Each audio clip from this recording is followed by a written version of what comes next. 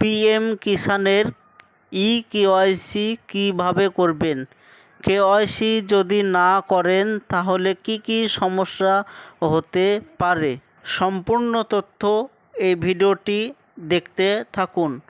আমাদের এই চ্যানেল থেকে অনলাইনের সমস্ত রকমের তথ্য সবার আগে দেবার চেষ্টা করি। চ্যানেলটিকে সাবস্ক্রাইব করে পাশে থাকবেন যাতে নতুন কোনো তথ্য সবার আগে আপনার কাছে পৌঁছে যায়। পিএম কিষাণ প্রকল্প এটা একটি ভারত সরকারের প্রকল্প। এটা শুধুমাত্র কৃষকদের জন্য, কোনো ধনীদের জন্য নয়। এটা দরিদ্র কৃষকদের জন্য। জমির রেকর্ডের পরিবর্তে প্রতি বছর 8,000 টাকা করে পাওয়া যায় এই প্রকল্পের মাধ্যমে। পিএম কিষাণ প্রকল্প এটা ভারত সরকারের প্রকল্প। এটা ভারতের প্রতিটি রাজ্যের কৃষকরা সুযোগ সুবিধাগুলো পেয়ে থাকে। তো আমাদের এই পশ্চিমবাংলা রাজ্যের কৃষকও এই প্রকল্পের সুযোগ সুবিধাগুলো পায়। এই প্রকল্পে আবেদন করার জন্য জমি 2019 সালের আগের রেকর্ড থাকতে হবে। নতুন জমি হলে সেটা হবে না। আগের রেকর্ড দিয়ে জমি যতটুকুই হোক আবেদন করলে আবেদনটা হয়ে যাবে।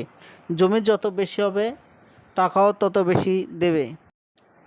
পিএম কিষাণ এ প্রকল্পে আপনি যদি আগে টাকা পেয়ে থাকেন আর নতুন করে ই-কেওয়াইসি যদি করা না থাকে তাহলে আপনার অ্যাকাউন্টে টাকা ঢুকবে না। ই-কেওয়াইসি করতে হবে, এরপরে পিএম কিষাণের টাকা আপনার অ্যাকাউন্টে সরকারিভাবে ঢুকিয়ে দেবে। তো ই-কেওয়াইসি করার জন্য মোবাইল কিংবা কম্পিউটার থেকে যে কোনো একটি ব্রাউজার ওপেন করার পর সার্চ অপশানে পিএম কিষাণ লিখে সার্চে ক্লিক করে দেবেন। প্রথমে যেটা এসেছে এটাতে ক্লিক করে দেবেন।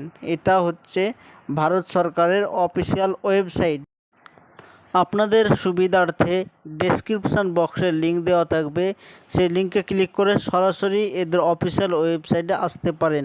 ই-কেওয়াইসি করার জন্য প্রথমেই দেখতে পাচ্ছেন ই-কেওয়াইসি লেখা আছে, এই লেখাটিতে ক্লিক করে দেবেন।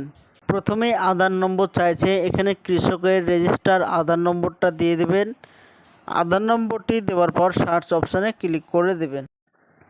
এই কৃষকের এই আধার কার্ডে ই-কেওয়াইসি করা আছে, তাই এখানে অলরেডি ডান বলছে।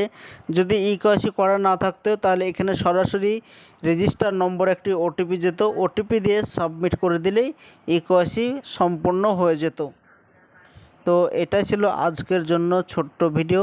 ভিডিওটি ভালো লাগলে সাবস্ক্রাইব করে আমাদের পাশে থাকবেন যাতে নতুন কোনো তথ্য সবার আগে পৌঁছে যায়।